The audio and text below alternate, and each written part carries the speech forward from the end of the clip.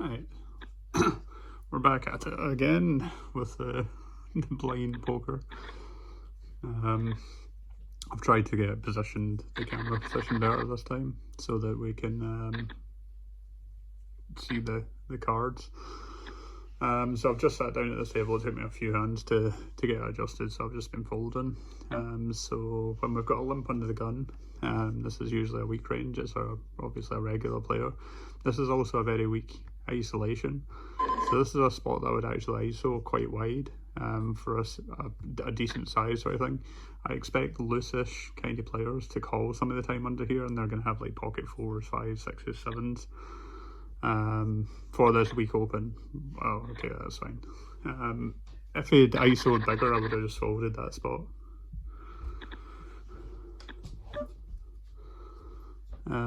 So we're not going to raise into the blind too often with a recreational player on our left.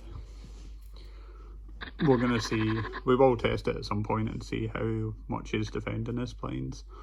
So we're going to be opening most buttons.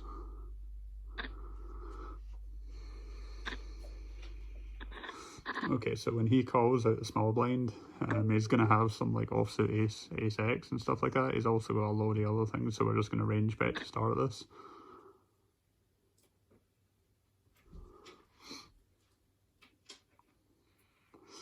I don't know what he's thinking about here. Okay, easy.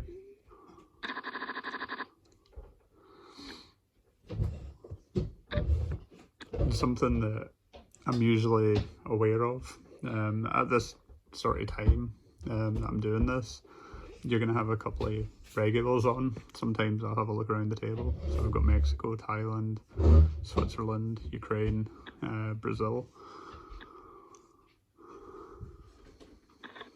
A lot of the strategies that I'm going to implement they actually work a little bit better against regular players than they do against they work better against regulars than they would against recreational players. We're just going to fold versus the under the gun range. We don't know quite enough about the table yet to 3-bet twice that quickly.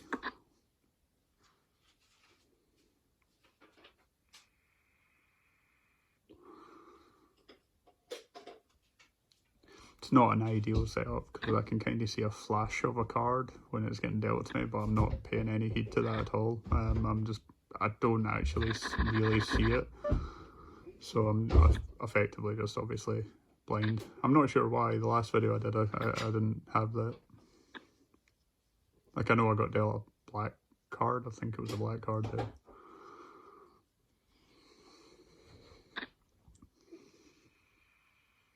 And after the video, what we're going to do is we'll have a look at the hand history again to see all the premium hands that we fold, just the open fold stuff. So we're in the big blind. The guy on our left has been probably the most active at the table, which is to be expected. Obviously, he's just wanting to see flops and a little bit weaker here. He goes again calling. So I'm assuming that the table is going to be targeting him and ISO raising quite a lot. So the last ISO raise, we 3-bet. This is a really good squeeze spot as well, but we're not going to do it twice just for game flow. We might start doing it consecutively later if this pattern keeps up.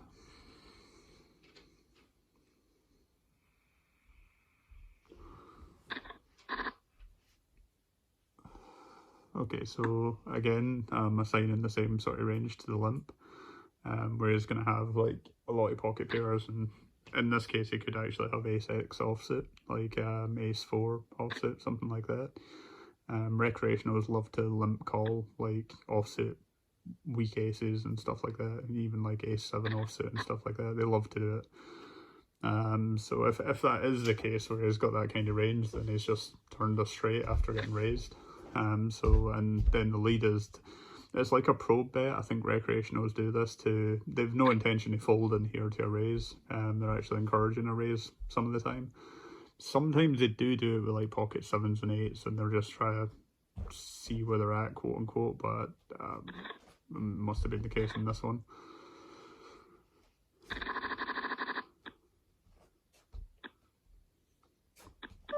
I'm not gonna raise this spot against him, albeit he is weak, so I might actually just start opening the small blind relentlessly, because he has been playing pretty predictably and weak at this point. So again, we're on the button. It's a more reggish big blind.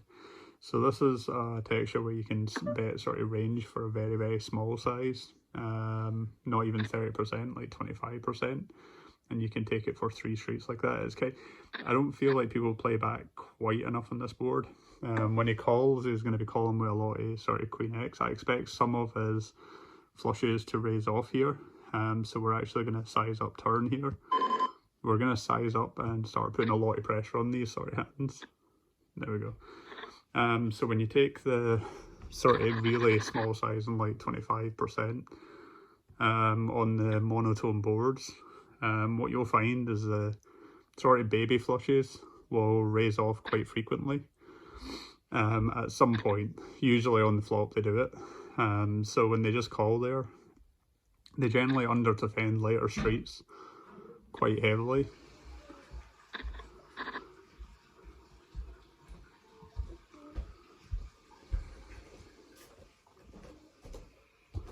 And in that spot, obviously, we can have a lot of flushes and things like that. It's like we've got essentially an uncapped range. Monotone boards in those sort of spots, they run sort of very, very equally between the two players, because they can usually, in most ranges, there's some ranges that are obviously a lot more condensed than others, like when you get into 4-bet pots and stuff like that. But usually when you've got like an open and a call, the caller sometimes has more flushes, like you open cut off and button calls. The button's not going to be calling as many offsuit combinations, so they're going to be more condensed to suited combinations, whereas the cutoff can have more offsuit, but a lot of the time it runs very similarly. So the range advantage that I would have on a sort of high low board or something like that, where it's like king queen 3 or something like that, you know, where it would usually favor the pre-flop raiser, the flushes is sort of an equalizer to the nuts, because I've no longer got a nuts advantage. So how that sort of works, as is my understanding anyway, is that obviously the more range advantage that you've got, the more frequently that you'll bet. So when I'm raising and somebody's calling, I'm going to have range advantage most of the time, and then the nut advantage, who has most of the best hands possible. Like, so on a board of 5, if you open under the gun, and on a board of 5, 6, 8 or something like that, you know, then, and the big blind defends, you don't really have a huge nut advantage there. Like, you've got more strong hands overall, like aces, kings, queens, and so on, but you don't have as many nut combinations as the big blind with the 2 pairs and set. Well, you do have the sets, and so do they, which is equal obviously, and they've got some straights that you just don't have. Whereas on flush boards, you can have an equal amount of nuts. So the nuts in this situation dictates the bet sizing. So since we both have a sort of equal amount of nuts, or a similar amount on monotone boards, you don't have a huge nut advantage, which is why you bet small or size down quite a bit. You don't want to polarize, essentially. 2 seconds. Hopefully that's still recording. Sorry, I had a battery indicator on my phone there. So you don't want to polarize, essentially. When you start taking large bet sizings, what you're doing is polarizing your range and saying, look, I've got the nuts, basically. But there's no real advantage there. Like, so when people do that, they're just playing their hand strength, they're not playing their range, which is going to be wildly unbalanced, and you'll find this live a lot, obviously. So we are going to start opening this, the small blind into the big blind. It's the first time that I've done it against this player. So on this board, we do have some hands. Generally,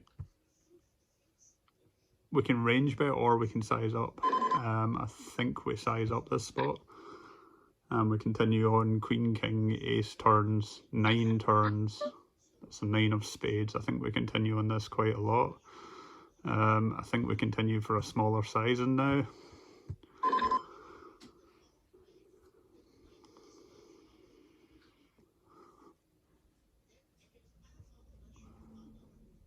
to a recreational player who's going to try and work this out. Interestingly, so this is a deviation that I'll make, is against recreational players I'll size down there some of the time. I should have explained that. Whereas against regular players I'll polarize a little bit more with a bigger bet, because I do have obviously flushes. They have some flushes that they called flop with, flush draws that they call flops with, but regulars will raise the flop with a flush draw a little bit more frequently than a recreational player will in that sort of spot, because they're actively trying to have some bluffs, which means overall I think the recreational player will have more flushes than a regular player will. But the other thing as well is the regular's obviously going to sort of understand a little bit better of where the pot's leading to. It's leading down a polarised path, so they're going to increase their hand strength to try and call down there. Whereas a recreational player is going to read into the bet sizing on the turn and think, oh, why are you sizing down? Oh, it's just pure value. They're not going to say, oh, you're sizing down, I should call more hands here. They're just going to say, you're just trying to value bet me here with a small size. So I find that they fold a little bit more to the smaller sizings, which works out great because I'm risking less to win the same, obviously.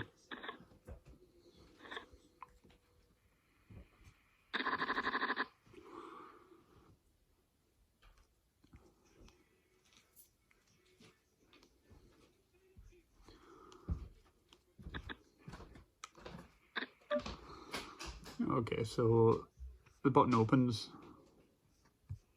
Thailand. I think we do start 3-betting here. Okay, we get through it. And we'll fold the small blind. Greedily, just for the numbers, if it came to me and we'd lost the last pot, I would have opened this one. But since we won the last pot and we got a straight of value out of it, then I'll give him that one just to keep up the image. And again, we'll open the button. I expect a small blind to call here because he's probably paying attention that we've opened every button that's folded to us.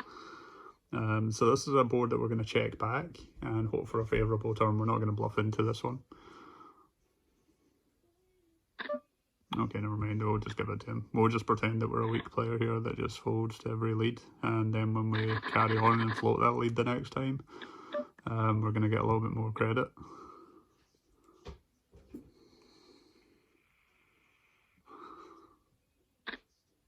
It's something that, by the way, I think it's hard to teach. It's hard for people to coach this sort of thing, except old school players kind of understand this intuitively because it's the way that the game always used to be played. And it's something that newer players, I think, overlook, or they just... They're so focused on playing every spot correctly or what they think is correctly that they're taking the human element out of it. There is a huge human element where you can get inside somebody's head, more so obviously recreational players, but that's who you're targeting a lot of the time, right? Especially in live play. So game flow and sort of how the person's feeling is, you have to make assumptions about that. And now people would say, but what if your assumptions are wrong and you make a huge misplay? They are wrong some of the time, the same as when you've got a bluffing frequency at like GTO or something like that. You know, there's like some of the time you're going to get called. You know, you're not always right when you bluff, right? And you're not always right when you call down a bluff or a potential bluff, right? So when you're making the assumptions, people would say, you've assumed too much there and look how badly it's went and stuff like that. I'm going to under-defend the big blind just because it's difficult to play. The value of the big blind obviously comes from... It's very difficult to be profitable in the big blind, and it comes from sort of defending correctly and check raising flops appropriately with the right sort of hands. I'm not going to do that willy-nilly. I might throw one every now and again in there. So we're going to open the button again. At this point, the recreational is obviously noticing the pattern. This is a much better board for us to bet on, so we can just range bet here. He's obviously calling pretty wide out the small blind. So what we're going to do, I think we're going to take a bit of a different line here where we check back and maybe raise rivers. Maybe not this river. And I think we go for the big sizing here. Or do we go for the value sizing? It looks really bluffy. So I think we go for the overbet here. I don't know how a recreational reads into this though. It doesn't make too much sense. It's basically we're saying we bet flop with what, 8-9 and then checked back. I think we open again, it looks decent, and then we're going to fold some. Yeah, so that doesn't make too much sense. So on an 8-3-3 board, they've got more threes, but it's going to be difficult to defend this board. I think we start with, I think we size up here and ignore the 3 part of the range.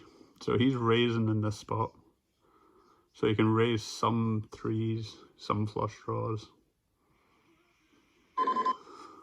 What does he do when we call here? So he's not raising. I think we just call here and float. This is a really weird card because the sizing that he took, he doesn't have an 8.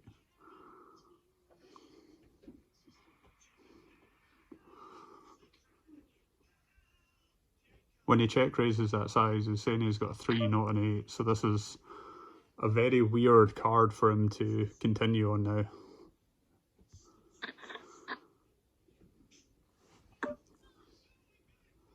And I think we just shove the river. We just time bank it and then shove river.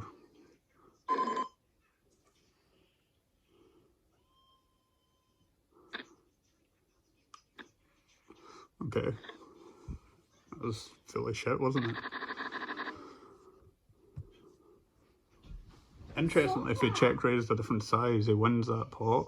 I don't buy the line though. So the way that works out is that I've got some 8x that will take a larger sizing. I'm eliminating obviously the overpair part of my range when I do that, as well as flush draws. Flush draws don't obviously float the turn. You shouldn't really be betting the turn though, that's a card that you should be checking after check raising the flop.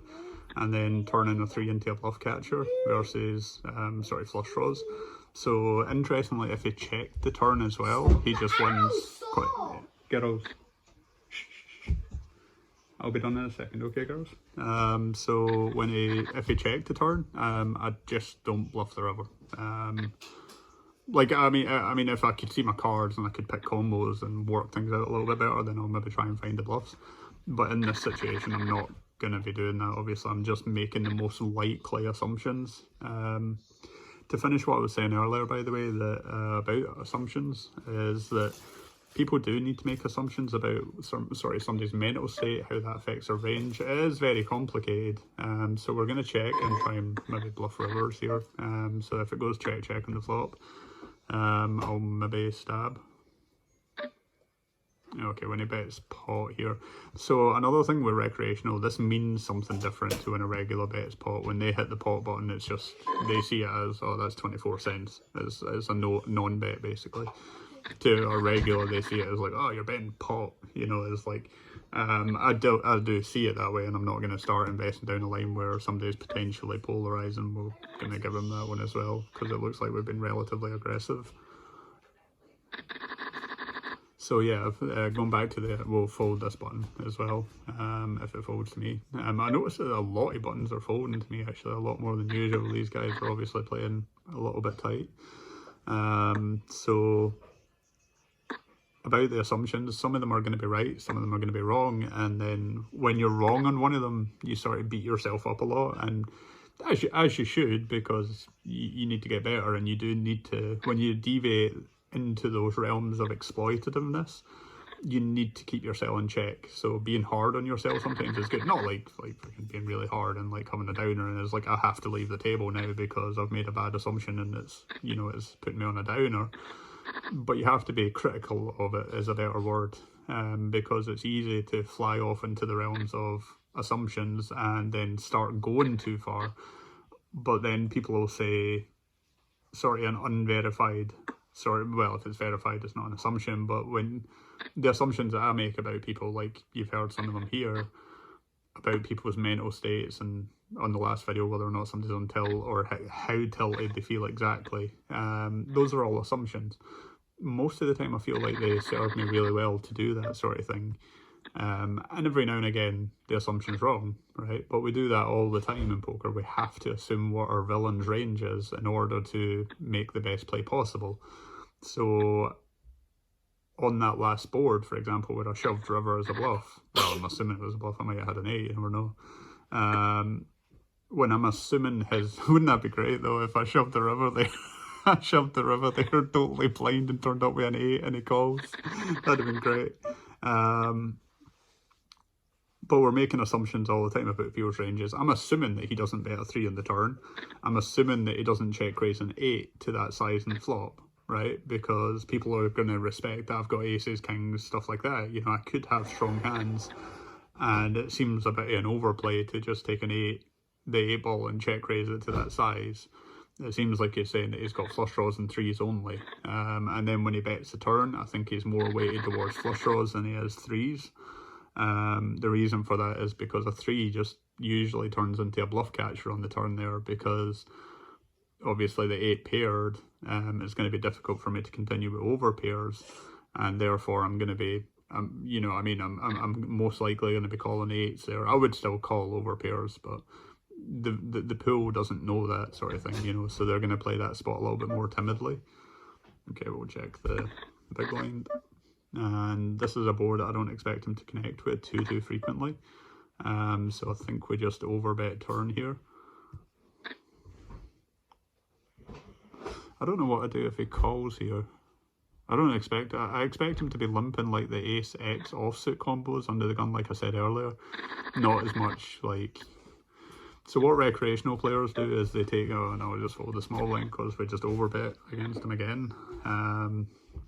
What they do is they take the weak ace X combos, offsuit combos, and they open them, and they take like the queen 10 suited, a little bit more robust hands, and they raise them. In actual fact, they should just fucking fold the ace X offsuit. Obviously, they're just too weak. They flop too badly. I'm gonna wrap this video up anyway. That's everybody waking up. I thought I could pull this off before everybody got off. I'll play one more hand.